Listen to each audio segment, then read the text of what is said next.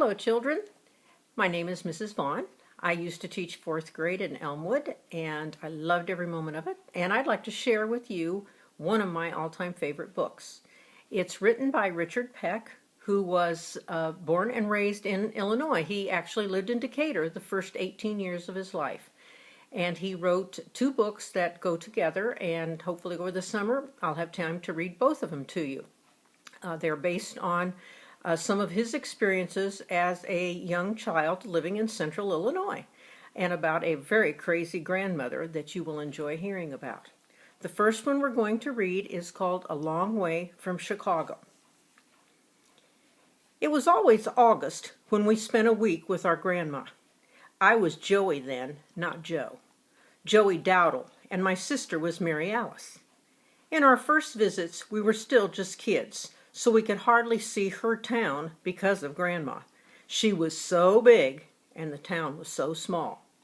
She was old too, or so we thought, old as the hills. And tough? She was tough as an old boot, and so we thought.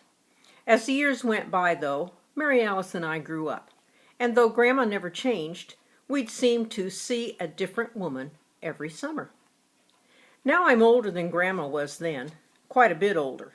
But as the time gets past me, I seem to remember more and more about those hot summer days and nights, and the last house in town where Grandma lived. And Grandma, are all my memories true? Every word, and growing truer with the years. Now that was the prologue, so now we're going to the first chapter. These are not chapters, they're called little mini stories. So this is the name of this chapter, and it takes place in 1929. Now you need to know that in 1929, things were really bad in the United States. It was the beginning of the Depression, which is a time when up to 1/4 of the people did not have jobs. People were losing their homes. They were standing in line for food, similar to what they've done now with the COVID outbreak. But they had so much that was that they lost, that they didn't have, and many people were very poor. So this takes place in 1929, back at that point. The name of this segment is called Shotgun Cheatham's Last Night Above Ground. You wouldn't think we'd have to leave Chicago to see a dead body. We were growing up there back in the bad days of Al Capone and Bugs Moran. Just the winter before, they'd had the St. Valentine's Day massacre over on North Clark Street. The city had such an evil reputation that the Thompson submachine gun was better known as a Chicago typewriter. But I'd grown to the age of 9, and my sister Mary Alice was 7. And we'd yet to see a stiff, otherwise known as a dead body.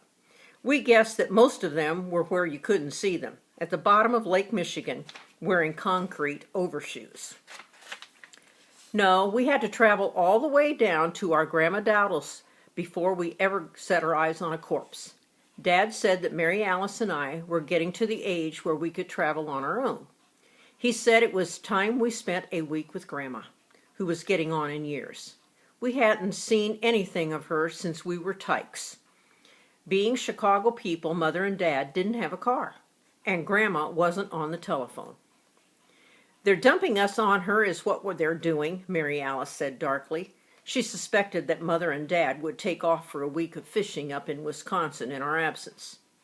I didn't mind going because we went on the train, the Wabash Railroad's cracked Bluebird that left Dearborn Station every morning bound for St. Louis.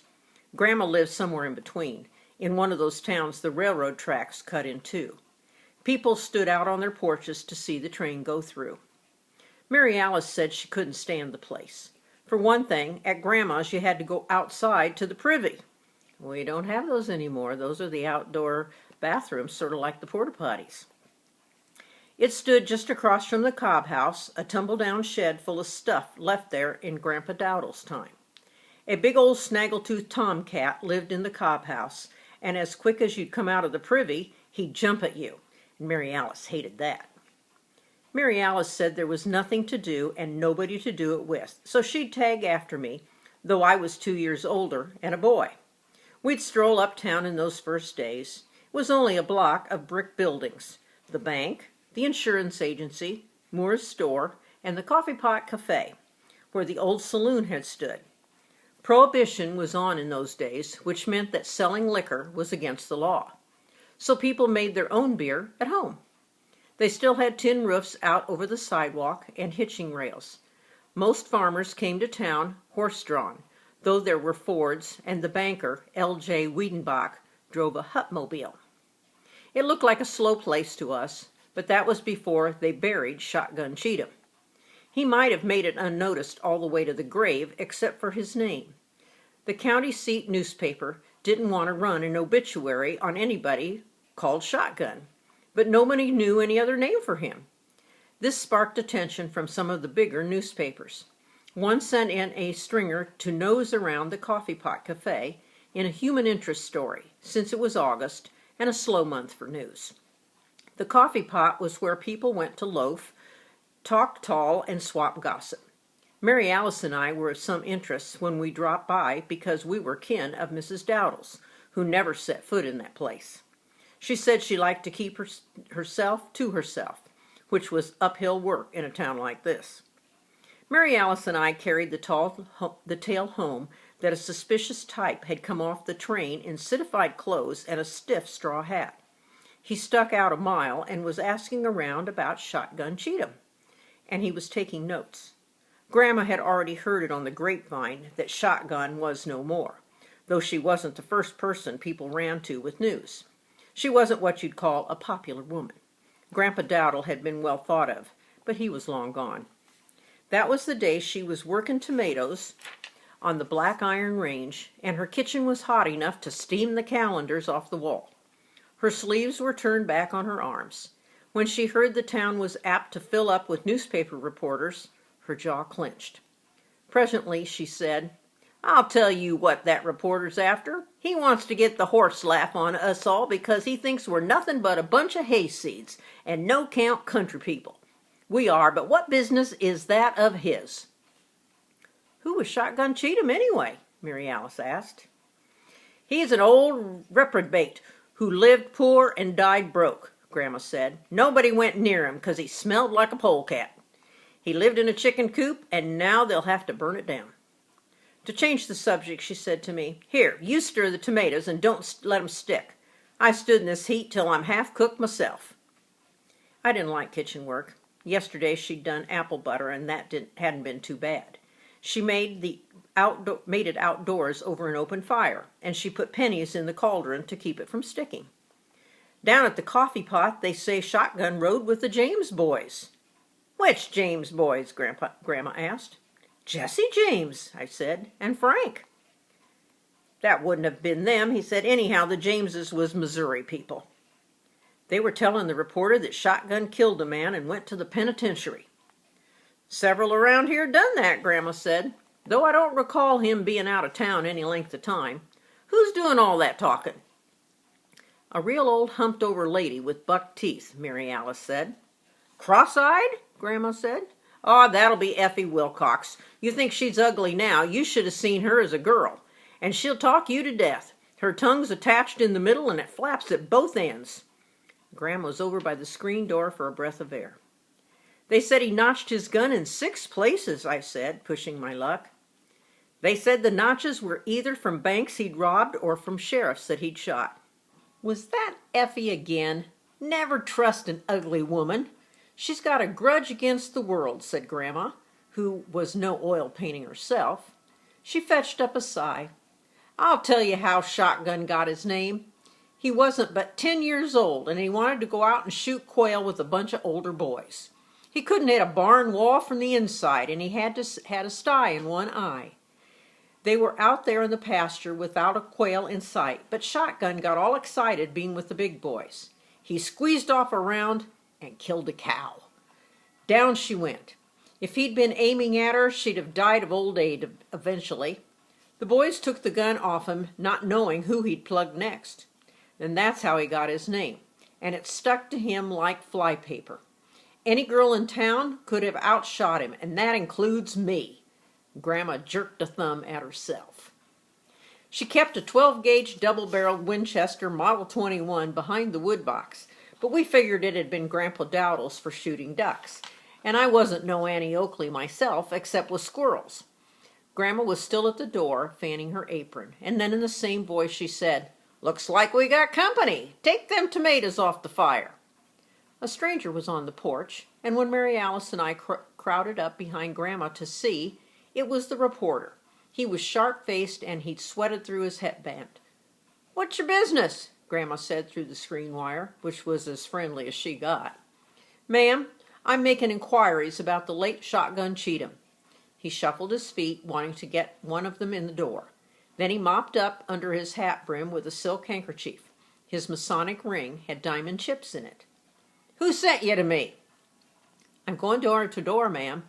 You know how you ladies love to talk. Bless your hearts, you'd all talk the hind leg off a mule." Mary Alice and I both stared at that.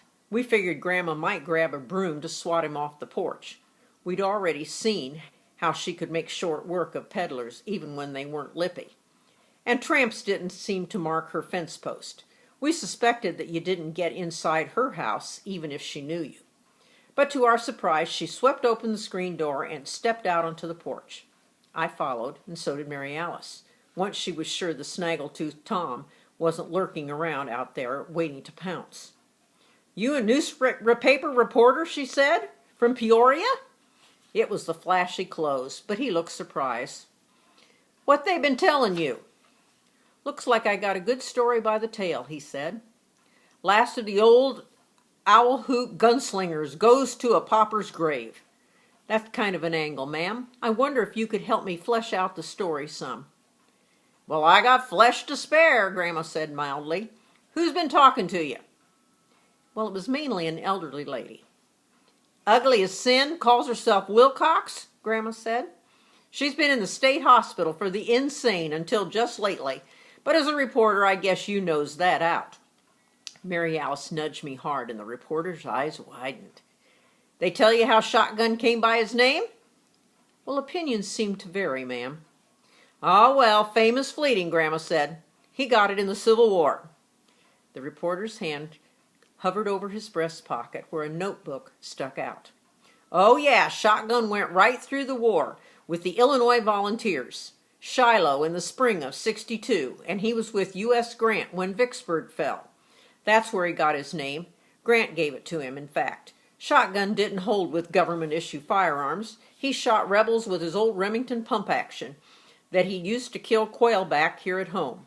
Mary Alice was yanking on my shirt tail. We knew kids lie all the time, but Grandma was no kid, and she could tell some whoppers. Of course, the reporter had been lied to big time up at the cafe, but Grandma's lies were more interesting and even historical. They made Shotgun look better while they left Effie Wilcox in the dust. "He was always a crack shot," she said, winding down. "Come home from the war with a line of medals bigger than his chest." "And yet he died penniless," the reporter said in a thoughtful voice. "Oh, well, he sold off them medals and he gave the money to the war widows and orphans." A change crossed the reporter's narrow face. Shotgun had gone from a kill-crazy gunslinger to a war hero marksman. Philanthropist, even. He fumbled his notepad out and was scribbling. He thought he'd hit pay dirt with Grandma. "It's all a matter of record," she said. "You can look it up." He was ready to wire in a new story. Civil War hero handpicked by U.S. Grant, called to the great campground in the sky. Something like that. "And he never married?" "Never did," Grandma said. "He broke Effie Wilcox's heart. She's bitter still, as you see." "And now he goes to a pauper's grave with none to mark his passing," the reporter said, which may have been a sample of his writing style. "Did they tell you that?" Grandma said. "They're pulling your legs, Sonny.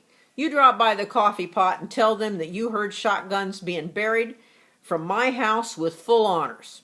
He'll spend his last night above ground in my front room, and you're invited." Now, you have to know, back then they had people, they didn't have the funeral homes, and they put bodies in people's homes overnight before funerals.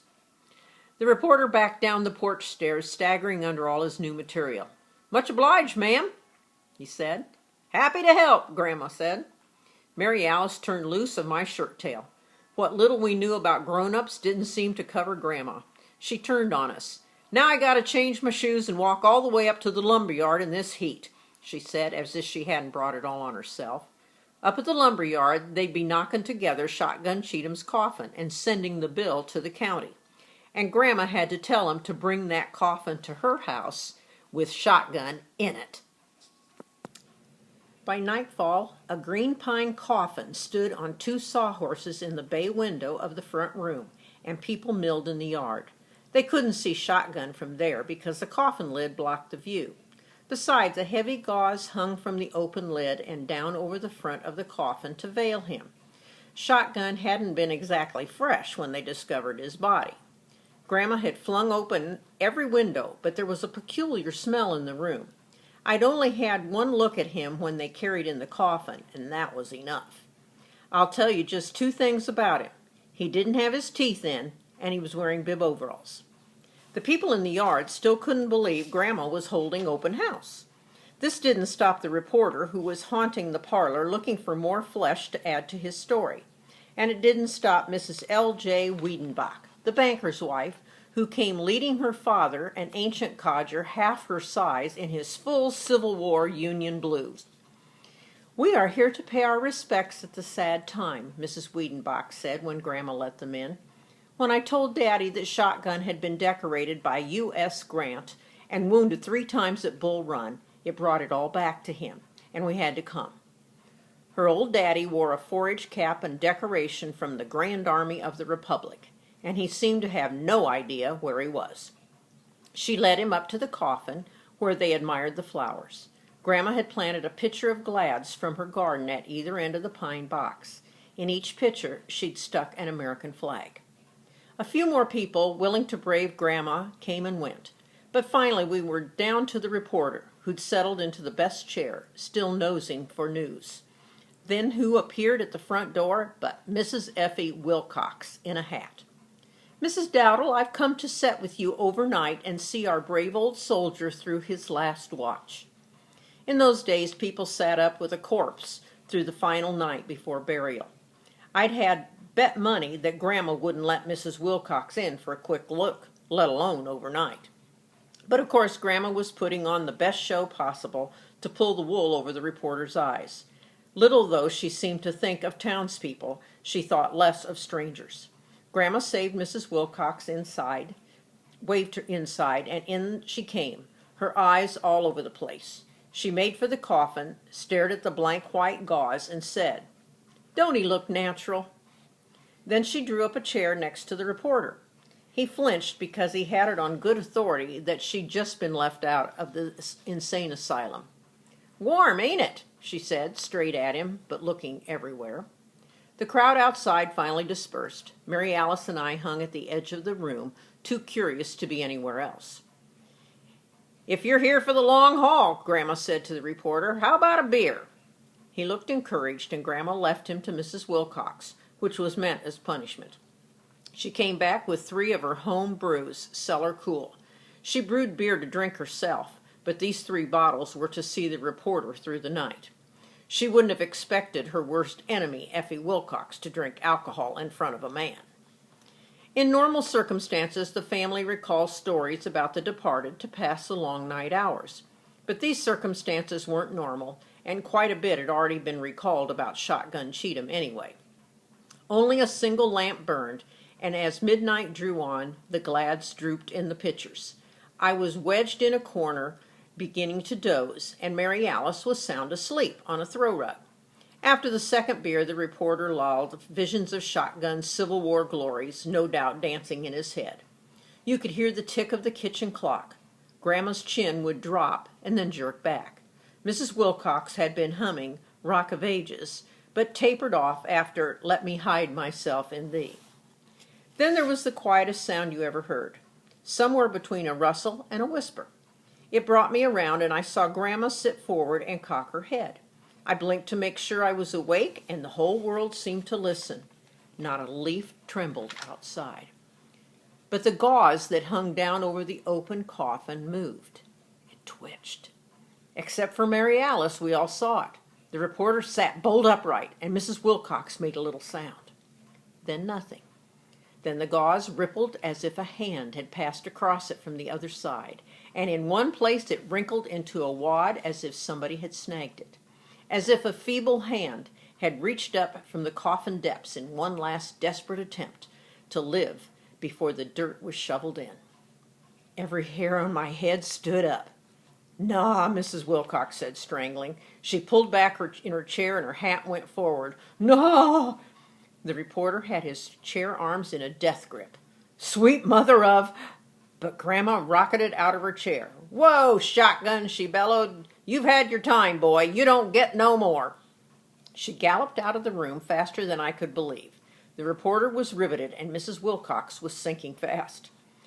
Quicker than it takes to tell, Grandma was back, and already raised to her apron shoulder was the 12-gauge Winchester shotgun from behind the woodbox. She swung it wildly around the room, skimming Mrs. Wilcox's hat, and took aim at the gauze that draped the yawning coffin, and then she squeezed off around. I thought the sound would bring the house down around us. I couldn't hear right for a week. Grandma roared, "Rest in peace, you old," and then she let fly with the other barrel. The reporter came out of the chair and whipped completely around in a circle. Beer bottles went everywhere. The straight route to the front door was in Grandma's line of fire, and he didn't have the presence of mind to realize she'd already discharged both barrels. He went out a side window, head first, leaving his hat and his notebook behind. Which he feared more, the living dead or Grandma's aim. He didn't tarry to tell. Mrs. Wilcox was on her feet hollering, "The dead is walking, and Mrs. Dowdle's gunning for me!"